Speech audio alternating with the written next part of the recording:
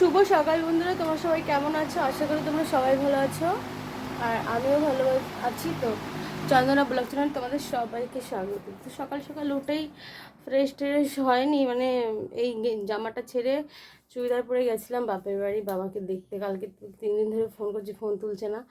তো আজকে গিয়ে দেখি কি পেট মেট ফুলে যাচ্ছে, বলছে আমার পেট মেট ফুলে যাচ্ছে, রাতে ঘুম নেই। আবার যাওয়ার একটুখানি মাঝখানে হচ্ছিল, আবার তাই কি বলবো কিছু বুঝে উঠতে পারছি না। পেটটা ফোলার কারণ কি, লিভারের কোনো প্রবলেম হলো নাকি আবার বুঝতেই পারছি না। পা হাত পা তো সে ফুলেই যাচ্ছে। কোন ডাক্তারের কাছে যাবো, কোথায় যাব, কোথায় নিয়ে যাবো, কোনো চিন্তা, মানে টেনশন করতে করতে সবারই একটা হাল অবস্থা খারাপ। তো যাই হোক, আবার দেখে টেকে আবার বাড়িতে চলে এসেছি, রান্নাবাড়া করবো, করে ওর দিদিকে ফোন করবো, ফোন করে ওকে একটু জানাবো, দেখি কি হয় কি বলে। তো যাই হোক, হাতে কোনো পয়সা কড়ি থাকলে পরে হয়তো সরকারি অপেক্ষায় থাকতে হতো না, এক্সট্রাভাবে ডাক্তার দেখানো হয়ে যেত। কিন্তু সেরকম কোনো পরিস্থিতি তো কারণ নেই, তাই সেরকম যেটুকু পারি সেটুকু হয় না আর কি। তো যাই হোক, এখন আমি সংসারের কাজ করে নিই, করে টোরে তারপরে আমি আবার তোমাদের সঙ্গে পরে কথা বলছি। এখন আবার যাব আমাদের ফুল গাছে, মানে মিষ্টি কুমড়ো ফুল গাছে ফুল ফুটেছে, সেগুলো তুলবো, একটু বড়া খাওয়ার চিন্তা ভাবনা আছে। তো বড়া করব, কালকেও কটা করেছিলাম, আজকে দেখি করতে পারি নাকি। তো যাই হোক, আর আমার বরকে বলবো কটা কলমির শাক নিয়ে আসতে, কলমির শাক, আর ভাবছি নিয়ে আসতে বলবো, সোয়াবিন রান্না করবো, বাদ বাকি আর কিছু করবো না, ভালো লাগছে না। যাই হোক, তো রাখছি, আর পরে কথা বলছি। এই দেখো বন্ধুরা, আমাদের মিষ্টি কুমড়ো গাছের ফুল দেখো, গাছটা হয়েছে বন জঙ্গলে, সেখান থেকে আমার শাশুড়ি টালা দিয়ে উঠিয়ে দিয়েছে।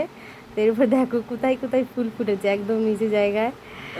এই বন্ধুরা, এখন আমি ছেলেকে পড়াতে বসেছি, দেখো ওর সামনে পরীক্ষা, এই কালকে গরমের ছুটি দিয়েছে, সেই কারণে বাবু, তো গরমের ছুটি দেওয়ার জন্য এখন এই যে পড়াতে বসেছি, একটু পড়াতে বসবো, বসিয়ে তারপর রান্না শুরু করবো।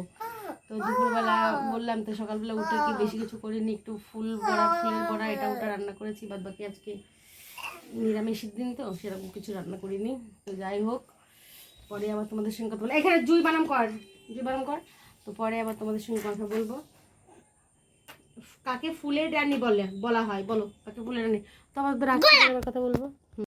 তো বন্ধুরা, এখন আমরা শোবো।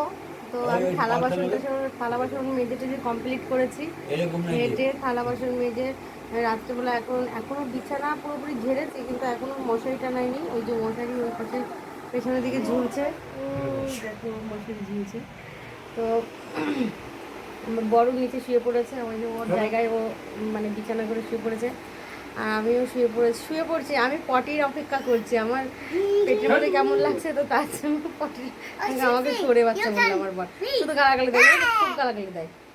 তো সেই অপেক্ষায় তারপর আবার আমার এই গান্ডুরা আবার গেছিল জেঠির ঘরে, মানে মেজো জেঠির ঘরে গেছিল, লুকিয়েছিল, বুঝেছো?